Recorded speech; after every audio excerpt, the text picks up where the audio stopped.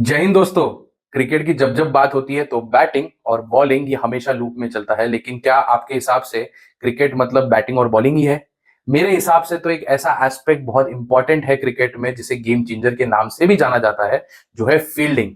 और जब फील्डिंग की बात हो रही है तो इंडियन क्रिकेट के एक इंसान की बात करना बहुत इंपॉर्टेंट है, जिसने इंडियन क्रिकेट में फील्डिंग को नेक्स्ट लेवल पे जाकर फील्डिंग को एक शानो शौकत वाली चीज कर दी है। क्योंकि बैट्समैन को तो हमेशा अवार्ड मिलता है, बॉलर को भी अवार्ड मिलता है, लेकिन एक फील्डर ऐसा है जिसे कभी अवार्ड या कभी एप्रिसिएशन नहीं मिलता है, जबकि it is a game changer thing. और इसी चीज के लिए इंडियन क्रिकेट में बेस्ट फील्डर का जो सेरेमनी जिसने इंट्रोड्यूस किया वो है हमारे इंडियन क्रिकेट के फील्डिंग कोच टी दिलीप। कहते हैं दिलीप 11 साल के थे तब से इनका सपना था इंडियन टीम को, अपनी कंट्री को रिप्रेजेंट करने का। बट फैमिली में फाइनेंशियल क्राइसिस होने के कारण ना सपोर्ट मिला ना इमोशनल कोई सपोर्ट मिला। और जब टी दिलीप ने अपने पापा से बात की तो पापा ने कहा नो स्पोर्ट्स एट ऑल।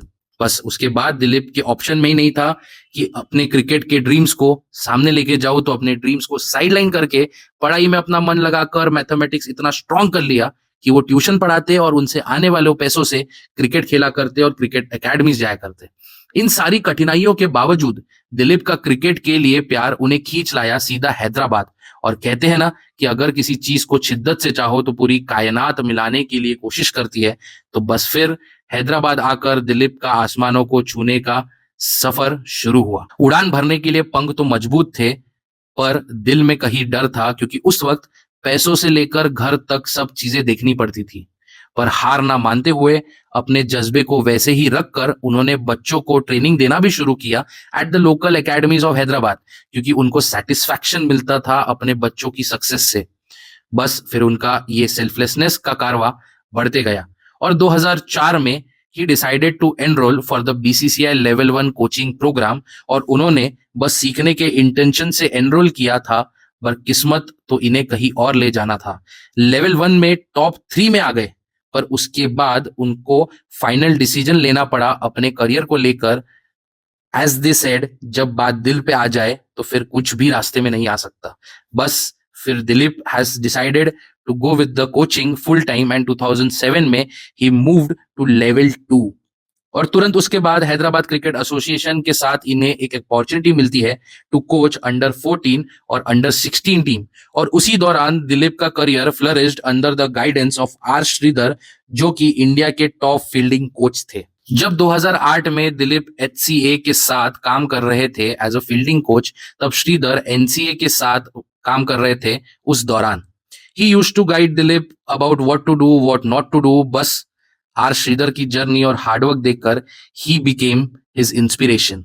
उसके बाद जब पहली बार आईपीएल आया तो दिलीप को मिला breakthrough. After all the difficulties and situation, Dilip got the chance to work as the fielding assistant coach of Mike Young for Deccan Chargers in 2009। 3 साल डेक्कन चार्जर्स के साथ काम करके Dilip thought about serving the NCA as fielding coach. तो बस he followed that, और तब उन्होंने इंडियन क्रिकेट टीम का कोच बनने का सपना क्या ख्याल भी नहीं आया था। बस this is life and it's crazy roots. NCA के साथ काम करते Dilip learn lot of things and becomes the master of his art. बस इधर इनका मास्टर बनना। तो बस टी दिलीप का इधर मास्टर होना और दूसरी तरफ आर श्रीधर का इंडियन टीम के साथ का 7 साल का सफर खत्म होना, और उसके बाद रेस्ट इज हिस्ट्री।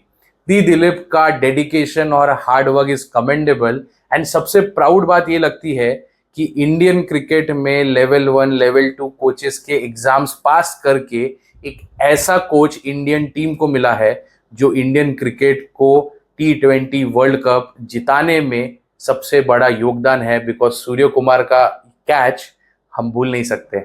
बस ऐसी इंटरेस्टिंग कहानियां सुनने के लिए स्पोर्ट्स चर्चा को सब्सक्राइब कर देना।